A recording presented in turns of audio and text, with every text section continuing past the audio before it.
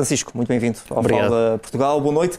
Que análise faz esta solução inédita deste acordo entre PS e PSD? Boa noite. Vivemos uma grande confusão nos últimos dias que temos muita coisa para analisar, que traz-nos muita matéria. Em primeiro lugar, focando neste acordo que foi conseguido no dia 2, é um acordo atípico. É um acordo atípico porque não estamos habituados e não é a realidade constitucional que o impõe. Nós temos mandatos que são de 4 anos e não encaixa bem nesta mensagem que os mandatos são para cumprir, mas há aqui uma lógica inspirada no Parlamento Europeu, que é uma realidade diferente e que tem um quadro institucional e normativo diferente. No Parlamento Europeu temos legislaturas de 5 anos e há esta lógica de mandatos de 2 anos e meio e alternando entre as principais famílias políticas, S&D, ou seja, a família do Partido Socialista, e PPE, a família do Partido Social Democrata. É aqui uma invenção que é verdadeiramente um remendo e que é um pouco incompreensível, que parece diminuir um pouco o papel do Presidente da Assembleia da República, que é uma função pessoal e que está desde o início do seu mandato a garantir que daqui a 2 anos renuncia ao mesmo. Mas do ponto de vista político é interessante perceber que há aqui uma vantagem tanto do PSD, do Partido Socialista, mas também do Chega. Vamos por partes. PSD consegue criar uma percepção de horizonte temporal da legislatura maior, pressionando também de alguma forma o Partido Socialista a olhar a legislatura há 4 anos, mas por outro lado o Partido Socialista tem aqui a possibilidade de daqui a 2 anos ter uma das 3 figuras de Estado, neste caso o Presidente da Assembleia da República, mas ao mesmo tempo vamos ter as eleições presidenciais e poderá também ter a Presidência da República, ou seja, ficar com 2 das 3 primeiras figuras de Estado. Por outro lado, o Chega tem também aqui uma mensagem que tem tentado passar, que é uma lógica de coligação do próprio sistema, um sistema que ele se opõe veementemente, e uma lógica de centrão de acordo para distribuir cargos, o que fica uma imagem também infeliz para estes 2 partidos que alternam no poder. Este acordo poderá também servir para sustentar outras negociações entre estas 2 forças políticas? Eu acho que vamos partir por uma negociação caso a caso. O Orçamento do Estado vai ser o mais complexo, porque, por hábito, há aquela necessidade dos vários partidos mostrarem trabalho e criarem muitas propostas. Isto trará uma dificuldade de negociação acrescida, mas há, sem dúvida, uma porta para a negociação que será mais consensual entre o Partido Social Democrata e o Partido Socialista. Sobretudo nesta primeira sessão legislativa. Vamos ver como é que é a evolução. Mas há aqui uma nota que nós temos que dar também, que é este tipo de acordos tem que também partir da iniciativa do partido que quer liderar o país e quer governar. Luís Montenegro, ontem, ficou muito mal na fotografia a não conseguir antecipar possíveis problemas. Não foi só o Luís Montenegro enquanto personalidade que vai assumir a função de Primeiro-Ministro, mas foi também a própria instituição Assembleia da República que passou uma imagem de caos que não reforça de todo a sua credibilidade. Luís Montenegro, agora como Primeiro-Ministro, e os deputados do PSD na Assembleia da República vão tentar não fazer uma navegação à vista e não andarem só de acordo para onde o vento sopra, mas verdadeiramente tentarem impor-se na agenda política para conseguirem produzir as reformas que tanto anunciaram. E, na sua opinião, o Partido Socialista perde aqui alguma força como partido da oposição?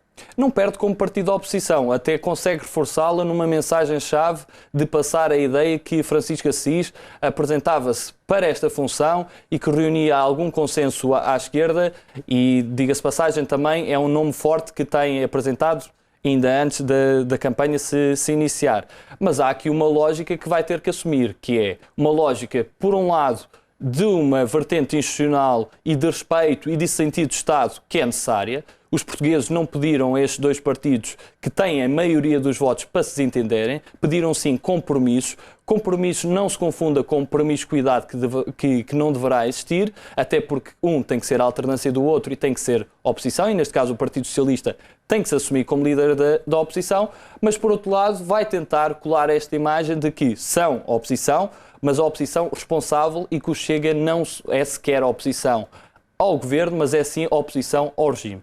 Estamos no início ainda e já fomos aqui confrontados com momentos de tensão e algumas dúvidas e impasse. O que é que se perspectiva nos próximos tempos? Infelizmente, há um discurso mais tóxico, mais polarizado e via-se, sobretudo, nos comentários que os vários líderes partidários faziam no final do dia hoje. Haviam muitos nervos à flor da pele, muita pouca sensatez dos vários partidos, e o que nós tentaremos perceber é se não há uma lógica de descambar do próprio discurso que perderá algum nível e que se fale, acima de tudo, de políticas que o país precisa, e não só, como o Presidente novo, o Presidente da Assembleia da República dizia, meros cenários políticos ou mera tática eleitoral. Precisamos de maior maturidade. E sublinho este ponto, nós temos menos jovens neste momento na Assembleia, mas a maturidade diminuiu bastante, ou seja, não há aqui uma correlação entre idade e maturidade. Se calhar devíamos era apostar em caras novas, porque as figuras que temos sido presenteadas...